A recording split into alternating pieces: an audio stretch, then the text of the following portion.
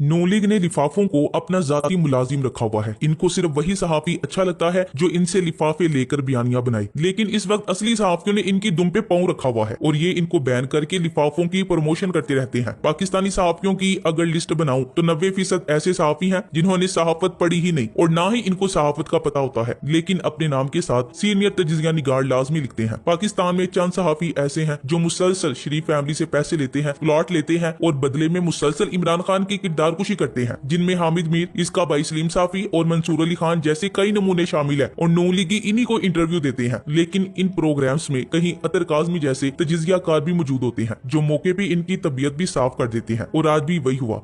वैसे जब माशरे का एक बड़ा हिस्सा बदउनवान हो जाए तो जज, वकील, जर्नलिस्ट या सियासी जमातें कोई भी इस गंद से मुकम्मल साफ नहीं रह सकता। तो फिर गंदे अंडे कैसे फूटे, काली भेड़ें क्यों कर शिनाख्त की जाए। इस वक्त टीवी पे पीडीएम के रहनुमाओं का मौकफ और इनके साथ बहस करते लीगी रहनुमा ये सब जाहिर कर देते हैं। सहाफत में लिफाफा भी एक चीज होता है। ये लिफाफे सफेद भी होते हैं और खाकी भी। चंद एक लिफाफे नहीं बल्कि माहाना लेते हैं। कुछ एक ही बार में वसूल कर लेते हैं तो कुछ लेन देन का पक्का अकाउंट उम्र भर चलाने की कोशिश में होते हैं और नून लीग इनको पालती है। मुखालिफ सहाफियों पे पाबंदी आयद कर दी जाती है। जैसे अभी इमरान खान के मौकफ को ब्लैकआउट किया गया है। मीडिया पे पाबंदी लगाओगे तो क्या किसी को पता नहीं चलेगा? जलसा तुम्हारे लिफाफे नहीं दिखाएंगे तो क्या पाकिस्तानी नहीं देखेंगे? आजादी इजहार राय का अमली मुजाहरा तहरीक इंसाफ की हुकूमत में पेश किया गया जब पटेल जैसे बेखारी की चवले भी ऑन ईयर होती थी। इन्हीं पॉइंट्स को बुनियाद बनाकर आज अतर काज़मी ने निहाल हाशमी को इस कदर धोया कि नहाल कर दिया। इसने कहा कि आप बोल रहे हैं कि आपके लीडर की स्टोरी लंदन के फ्लैट्स की उसी यूट्यूबर ने बीबीसी से दी थी। आपकी नजर में वो सहाफी है जो काबीना में बैठा हुआ है, जो आपकी खुशामद करे, जो मियां साहब को कहता है वाह वाह क्या बात है। कौम की तकसीम की आप बात कर रहे हैं, शर्म आनी चाहिए आपको। 14 जमातों की आपकी हुकूमत है, बयानियां नहीं बना सके। इस मौके पे निहाल की हालत देखने वाली थी। अतर काज़मी ने बैरूनी जरीदों की बुनियाद पे बताया कि कहां गए वो नाम निहाल लीगी रहनुमा और लिफाफे और आजादी इजहारी राय का चूरन बेचने वाले, वो जो कहते थे कि मगरिब में मीडिया आजाद है। अब तो वहां के मकामी लोगों ने सवाल उठाने शुरू कर दिए हैं कि ये कंट्रोल्ड मीडिया है और पता नहीं किस ऐनक से दिखा रहा है। आजादी इजहारी राय आपका हक है, मगर लिफाफे लेकर चोरों की हिमायत करना जुर्म है। अवामुल नास की हक तलफी है। अतलडन अतर काज़मी पाकिस्तान के तमाम बाशौर, बाज़मीर, अक्लमंद, मुखलिस, बहादुर, मुहिब्बे वतन और सच्चो हक पे खड़े रहने वाली सहाफियों को ते दिल से सलाम पेश है। अल्लाह ताला हमारे अजीम कप्तान इमरान खान का दिल से साथ देने वाले तमाम मुहिब्बे वतन पाकिस्तानियों को हमेशा खुश और सलामत रखे। निहाल हाशमी को अतर काज़मी ने लालो लाल कर दिया क्योंकि वो एक जानी मीडिया पे पाबंदी लगा रहे हैं जबकि दूसरी जानिब लिफाफों की हिमायत करके इसे आजादी इजहार राय का नाम देते हैं। मसलन ARY और बोल न्यूज की बंदिश इम्पोर्टेड हुकूमत की बौखलाहट का इजहार है। इन्होंने जमहूरियत का जो लुबादा पहना हुआ था